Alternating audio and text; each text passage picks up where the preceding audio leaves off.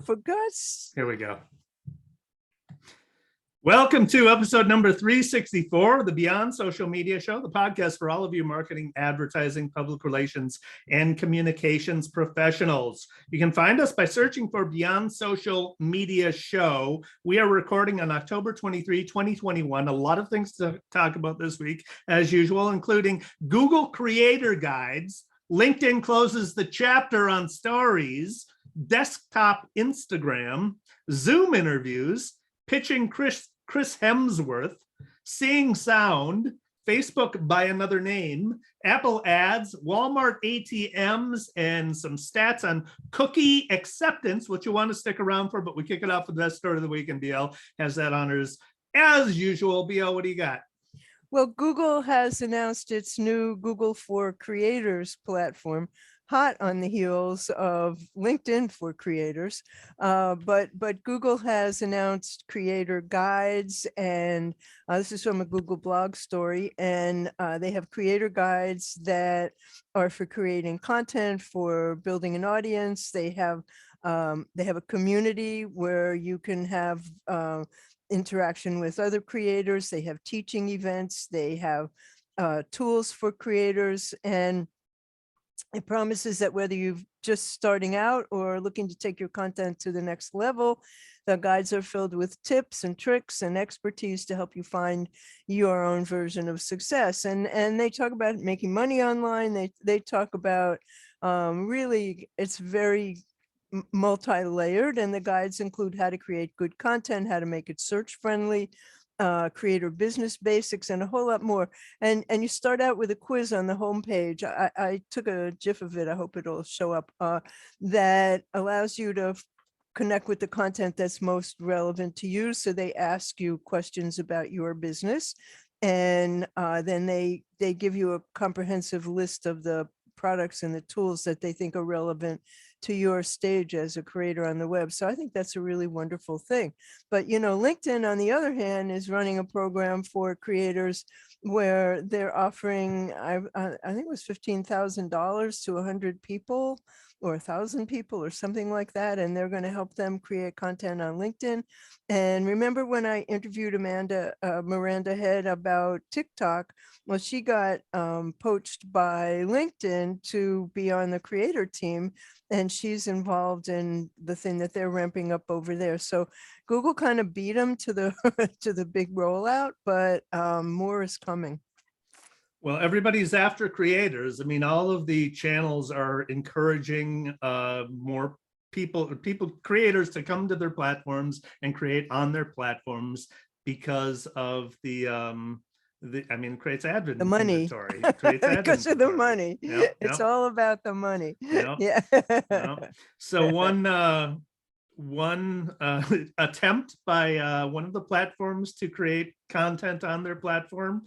This is by an Engadget story by Chris Holt of it's LinkedIn. LinkedIn, if you hadn't noticed, and why would you, LinkedIn has shut down their stories feature after nobody noticed. Exactly. After only a year. There's a quote from this story. It says, in developing, this is from Liz Lee, who's LinkedIn Senior Director of Product. In developing stories, we assume people wouldn't want informal videos attached to their profiles, and that ephemerality would reduce barriers that people feel about posting.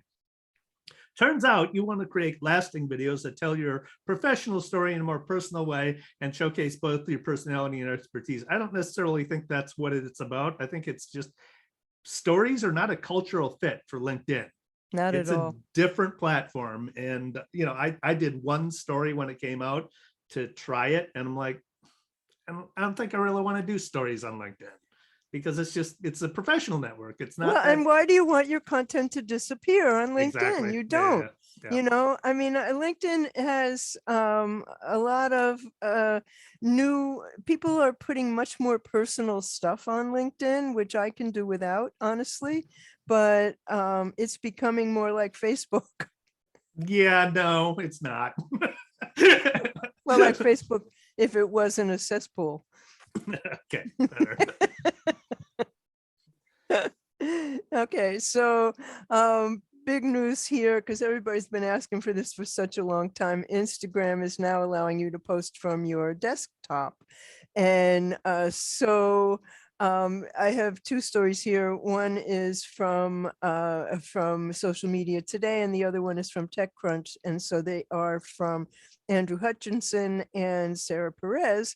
And Instagram announced that they have a ton of new features, and including allowing you to post videos and photos from your desktop. And there was always a way to do it, but it was convoluted and didn't always work. So this is good.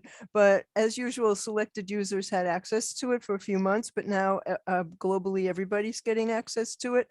And so that's a good thing. They also added collabs, which are collaborations. I like this idea a lot, where you're allowed to collaborate with other other users, and you can raise funds, and you can make better use of music on Reels and lots of other things. So the collabs are a test, and they allow people to co-author feed posts and Reels. So you have to invite another person to be your collaborator from the tagging screen on Instagram. And then if the other person accepts, both accounts appear in the post or the Reels header, and they're shared to both sets of followers. So that's a pretty significant development for the platform, I think. Yeah, that's all about influencers right there. I mean, that the Mhm. collabs is a way to build a platform for them to encourage more influencer interaction between brands and influencers. And I mean, you know, it's positioning. Money. Yeah, exactly. Yeah, And the theme of this week's podcast is money. yeah. Isn't it always though?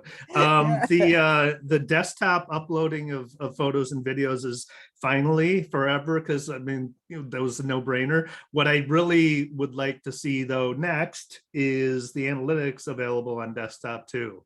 Yeah, Because that is a pain in the ass looking at your analytics from your app. Yeah, so do that, Instagram.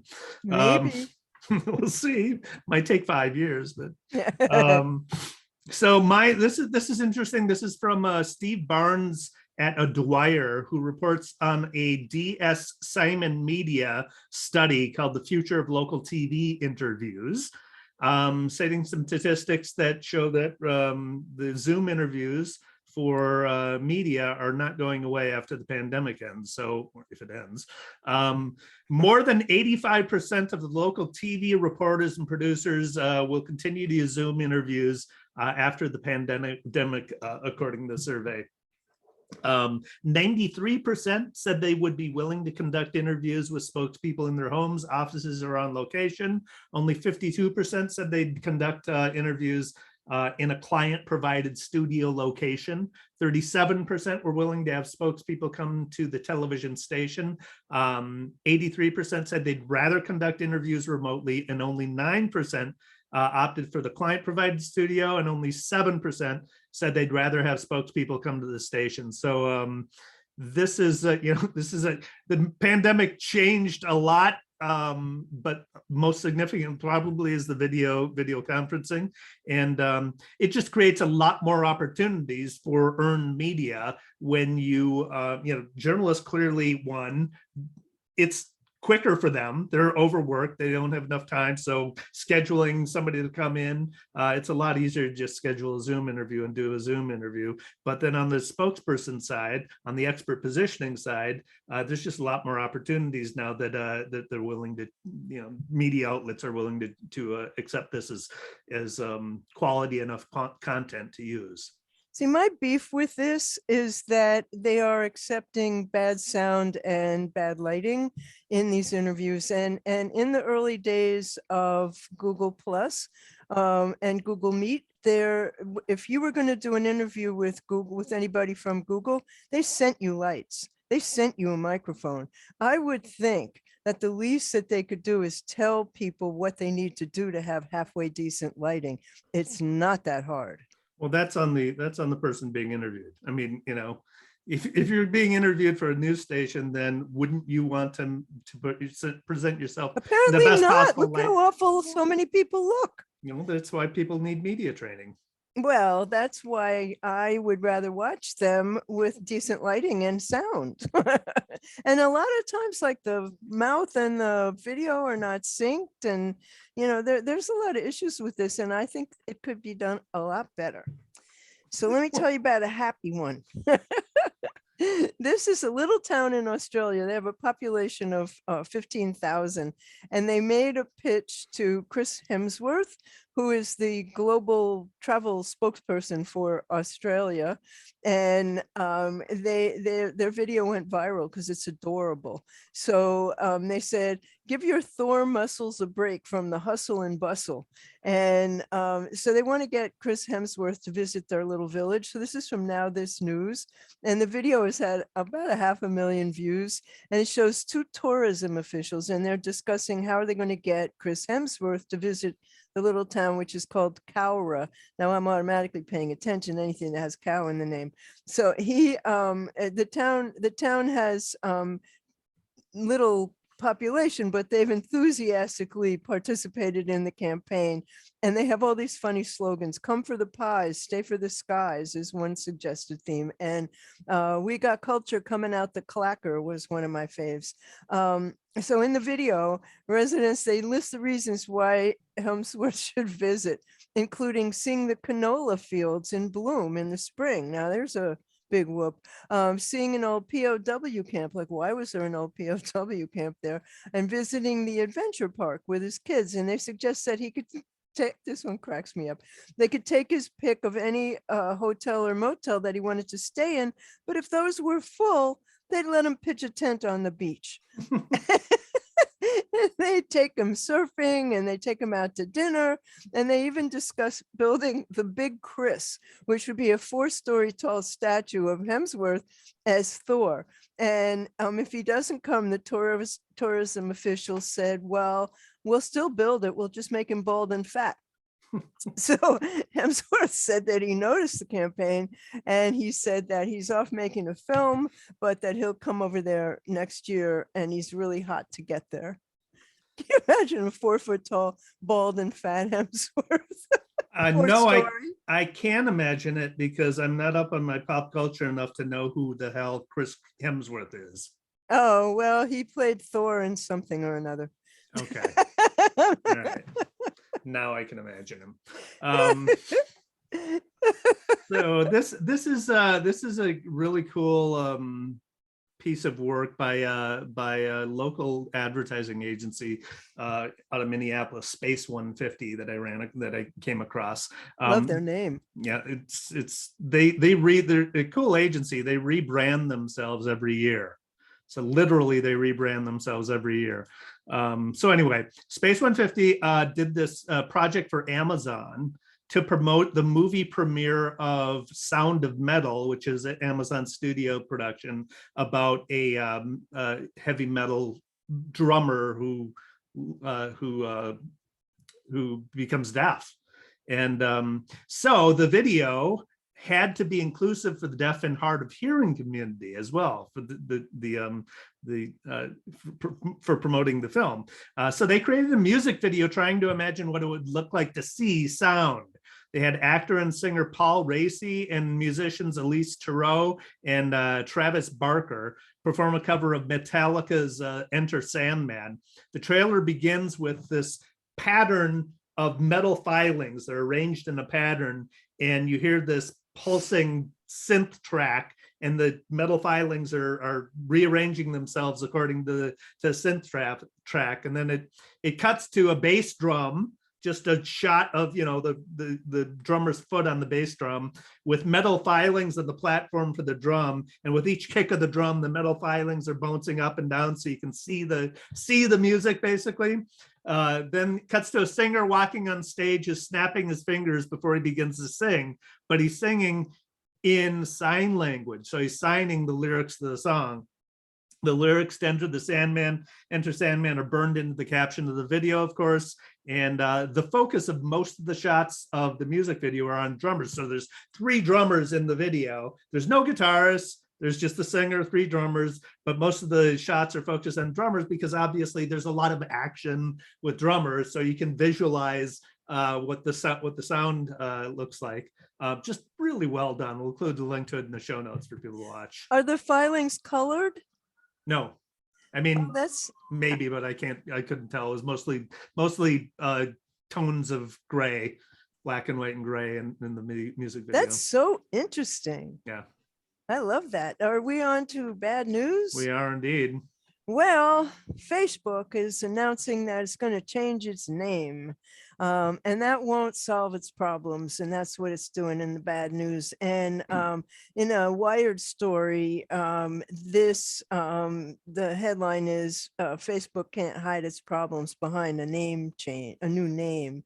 And there's a great lead in this story. When Mark Zuckerberg created Facebook in 2004, there was a mere directory of students at Harvard, the Facebook.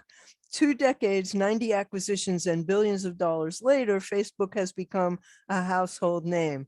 Now it wants a new one. Is that a great lead or what? I wish I wrote that. The Facebook app might be the cornerstone of the company, but Zuckerberg has been very clear that the future of the company belongs to the metaverse. And so the Facebook name, Facebook has a trust deficit, and it's very large, and its recent expansion into crypto is even more crazy. So among the names that are rumored to replace Facebook are Meta, for metaverse, suggesting a focus on the metaverse, and Horizon, which suggests a limitless future. But wasn't that the name of a textbook company?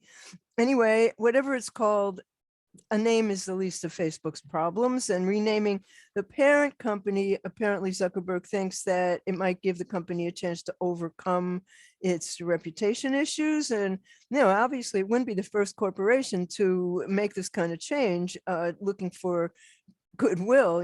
Google did it with Alphabet, and Google became one portion of Alphabet, and Time Warner,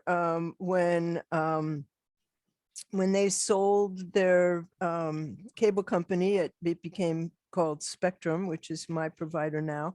So branding experts and branding amateurs on Twitter are not convinced that renaming Facebook is going to correct its reputational problems or distance them from scandals. And, branding comes from a company's mission, its culture, and its capabilities, not just its name or its logo or its marketing. All of those things can be helpful, but they're not the company. And meanwhile, Congress is obviously on the warpath with Zuck. So they called this week for an immediate halt to Diem, which is Facebook's new cryptocurrency. And Diem's response to Congress in a letter to the senators said that they had misunderstood the relationship between Diem and Facebook, and they also distanced itself from Facebook's new wallet, which is called Novi. And they launched that this week, but without the new currency, but the wallet is for holding cryptocurrency. So Facebook launched it without Diem. And as Shelley Palmer pointed out in a discussion about Diem, he said, Facebook thinks it can make Diem a global cryptocurrency. So what could go right? But Diem is not Facebook, and it's not an independent organization. And Novi is just one or more of the things that are related to Facebook. So this is a shit show. So mine is either good or bad, depending upon which angle you take. This is from a Motley Fool article, which reports that Apple has tripled its market share of mobile app advertising by blocking rivals using targeted ads on iPhone. So, I've always been skeptical of Apple's claims of protecting our privacy, the crusade to protect our privacy. I always thought it was about advertising, and here we go. It's about advertising. So competitors obviously are complaining that Apple is trying to monopolize doing a monopolized cash grab, basically, with this move. Apple says they're protecting customers. I don't buy it. I think it's always been about advertising. And in fact, this article reports Apple's in-house business now accounts for 58% of app downloads made through ads on iPhones, which only a year ago was 17%. Apple's on track to make $5 billion from advertising this year and take in $20 billion per year by 2024. That coupled with an article by Reuters' Jonathan Stempel about Apple's class action lawsuit that a judge allowed to go forward for Siri voice assistant privacy. The paragraph from the article says one Siri user used his private discussion with his doctor about a brand name surgical treatment caused him to receive targeted ads for that treatment, while two others said their discussion about Air Jordan sneakers, Pit Viper sunglasses, and Olive Garden caused them to receive ads for those products. So Siri is listening and sending that information along to advertisers. It's all about advertisers. So on the one hand, Apple never really cared about your privacy. On the other hand, probably anything that poses a serious competition to Facebook is in some way a good thing. So I think it's in more than one way a good thing. So Walmart, the world's largest company by revenue, is letting, this isn't bad because this is another shit show. They are letting customers buy Bitcoin at dozens of their stores in the US. And they have Bitcoin ATMs. And this is a trend. In Florida, supermarkets have them, hundreds of them. But Walmart's communications director, Molly Blakeman, told CoinDesk that Coinstar, which is the company that makes these Bitcoin ATMs, in partnership with CoinMe, has launched a pilot that lets customers use cash to purchase Bitcoins. There's 200 Coinstar kiosks inside Walmart stores across the United States as part of the pilot.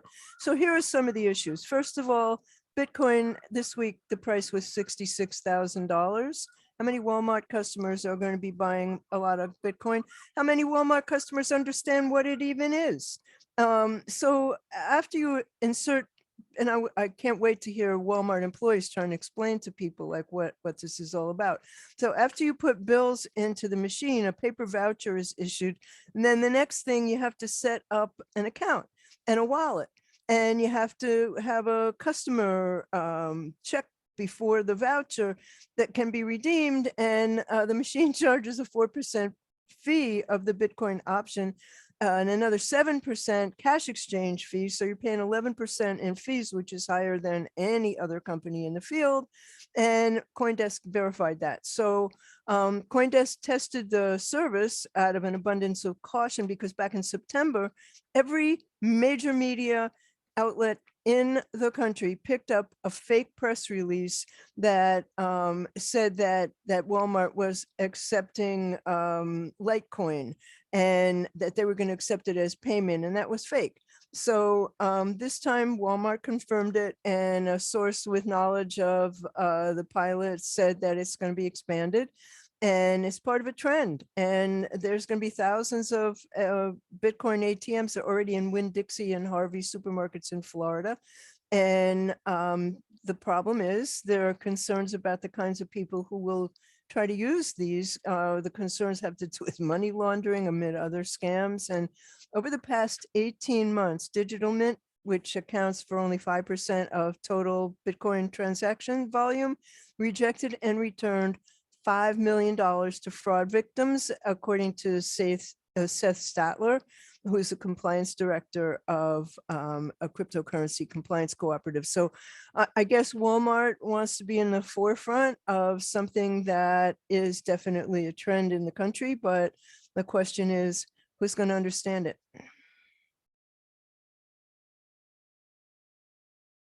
all right. So I don't have any more bad stuff. Okay. I have smiles. There we go. Okay. So I go to Central Park with my dog every morning with Lucy, and every weekend there's a guy who plays beautiful music on the saxophone. And a friend of ours has this Dalmatian. And when they go through, the guy plays in a tunnel because it amplifies the sound in a beautiful way. And when her dog goes through there, it likes to stop and sing along. And my friend made a video of it doing that. So I will post that in the show notes. And then there is a phenomenon that has swept the country. Millions of people are counting, actually a billion people are counting on this. And this is a TikTok thing called Bones Day. And have you seen it? I have It's not. hilarious. This guy has a 13-year-old pug, and it has this fluffy bed. Lucy has the same bed, and so did my cat before Lucy. And when Lucy's in it, you can't even see her because the bed's so fluffy. So the pug sleeps in the bed, and every morning the guy goes and wakes the pug up to go for a walk. And if the pug stands up, then it acts like it has bones. It's a bones day, and it means that you should be in a good mood today because it's a bones day. And if the dog just flops back down, which is really quite adorable, then it's a no bones day, and you should be careful what you do during the day because it's a no bones day. This has now gone around the world. It's on Twitter with 100,000 followers in the first few hours. It was on the Today Show. I mean, it's been all over. It's hilarious. It's just this little old pug. Sounds like Groundhog's Day. The way it is, right? All right. On to cool stuff. I got a quick one. This is I came across this, I don't remember how, but I did, called Free Sound. It is a freesound.org. It's a collaborative database of Creative Commons licensed sounds. So if you're doing like scripted audio, like NPR does, or what's the This American Life with their sound effects, you can get the sound of footsteps or whatever you need for your scripted audio. So it's pretty cool. I'll put a link to it in the show notes. Can we use it? Sure, if you want to edit it. How complicated is it to do? Well, have you done any sound editing? No. So there you go. Have you? Pretty complicated for you, probably. Okay. So this is a new one. It's free for the moment, at least. It's a startup. It's called PhotoPad. And it's a very easy to use design platform, and it lets you create interactive and authentic visual content, multimedia content with, you can use video, you can use images, you just need a few clicks. They have a design library, they have a type library, they have all kinds of really great tools. And then you can share your content to Facebook, Twitter, LinkedIn, Tumblr, Medium, Pinterest, email, and on your website. They're having a contest, and up until December 25th, they're asking small businesses to share a photo story in a collage, and then it'll be entered in a contest to win $500 for your small business. And they'll announce the winner on December 30th. And you don't have any special equipment to enter or to use the platform. It's really very nice. So I have some information in the show notes about how it works. So is it just video and photos? It said interactive. How's it interactive? Not sure. Okay. Because you can do quizzes, that's why. Oh, got it. Okay. You got a politics one. This is pretty interesting. This was crazy. I mean, I hesitated to even mention this, but this week, apparently Rudy Giuliani discovered filters. So he made a video on TikTok of himself talking about some kind of gibberish. Who knows what the hell he was talking about, but he had Abraham Lincoln's face over his face, but his face, you saw his face, but it had it looked like Lincoln with his face. And, the only thing you have to wonder is like, what kind of drugs is this man on?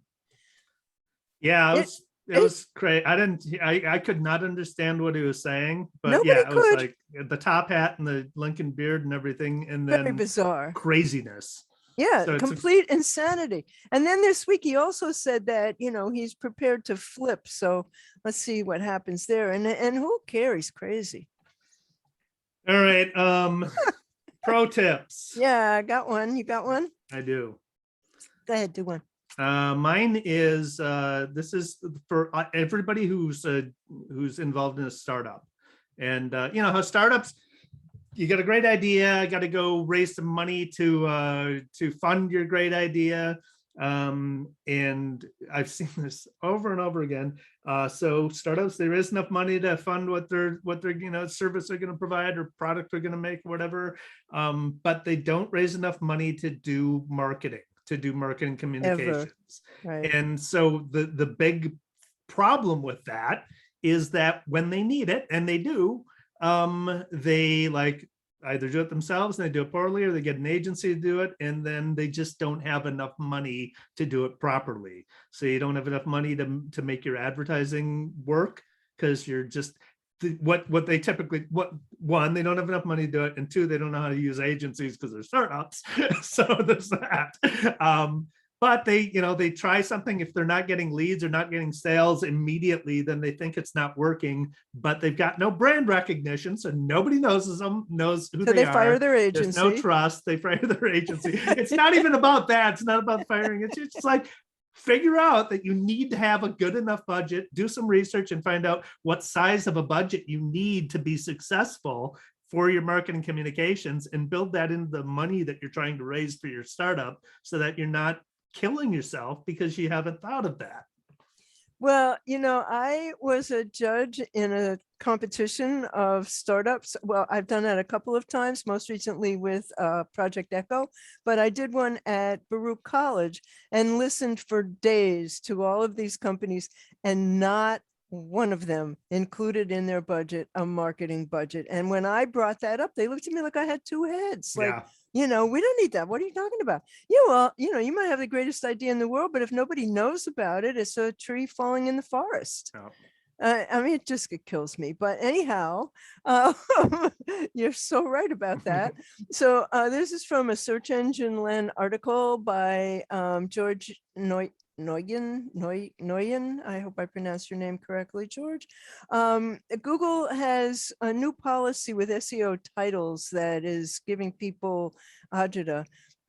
They're changing some people's SEO titles, and they're taking and making those into inaccurate descriptions of the articles. So it's a rollout that's happening now. And in the article, they talk about what you can do about it. It gets pretty geeky, but it's time to learn about it, because sometimes what they're doing is they're scraping text from your anchor text and using it as the SEO page title instead of what you want. So you have to keep your eye on the title tags to make sure that the users see what you want them to see, because if you don't pay attention, your click-through rates are likely to decrease. So it's a very geeky article, and not news to you, Dave, but it's news to a lot of less geeky among us. And I have another one. Do you? Nope, go ahead. Okay, so Twitter's Revue newsletter platform. Now this is very cool, and I think I'll do our newsletter in there. It lets people sign up for your newsletter right in their Twitter timeline. And if the people have an email linked to Twitter account, which pretty much everybody has to, I thought, then you can subscribe with one click. You don't need a confirmation email. So I will post a link to the post that Twitter announced that with, but that's a really interesting thing. So can you use third-party email marketing providers like MailChimp as the subscribe? No, I think you have to use their platform. You would have to do both. You would have to do both, but I think it's worth trying both. All right, let's wrap this up. Statistics. This is all about cookies.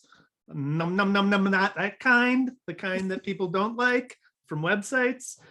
This is from Marketing Charts, who report on a YouGov survey of US, actually international, but these are US results. At a time when about 3 in 10 US adults feel like they have less control over their data than they did a year ago, people are taking more control over where they can. And one place they can is when you get the little pop-up from a website asking if you want to accept all cookies. So when asked to what extent they agreed or disagreed with the statement, when I open a website and it asks me about cookies, I always click accept all. Only about a third agreed, 31.9% agreed, while 42.2% disagreed. Younger adults are more likely than others to accept all cookies on a website, with 40% of both 18 to 24-year-olds and 25 to 34-year-olds saying they always consent to all cookies. And that's compared to 25% of 45 to 54-year-olds and 28% of adults 55 plus who agree that they accept all cookies. So there you go. Boy, I only accept the strictly necessary ones and reject all the others. And if I have the option to reject all, I reject all. But young people don't care about privacy. It does not bother them. Yeah, well, there you go. I mean, I just think that's crazy. But that brings us to the end of episode 364 of the Beyond Social Media Show. And once we have the show notes done and the video uploaded, you will find it at beyondsocialmediashow.com/364. And we hope when you go there, you will sign up for our newsletter. And I'm here with the ever charming David Erickson, who is D. Erickson on Twitter, D.E. Erickson on Instagram. He's E Strategy on YouTube, and he blogs at e-strategyblog.com, which, by the way, is a terrific blog. I'm BL OCHMAN. I am What's Next on Twitter. I blog at What's Next blog. I'm What's Next blog on YouTube. I have a website at blochman.com. And the show, again, is beyondsocialmediashow.com. And we are on Twitter as BS Media Show. We hope you'll follow us there. You can listen to the podcast anywhere you get your podcasts, or you can tell your smart speaker, play Beyond Social Media Show. And the podcast is both on YouTube and on our beyondsocialmediashow.com, where you'll find every show we've ever done since 2012. And we'll be back next week. Thanks for Thanks watching.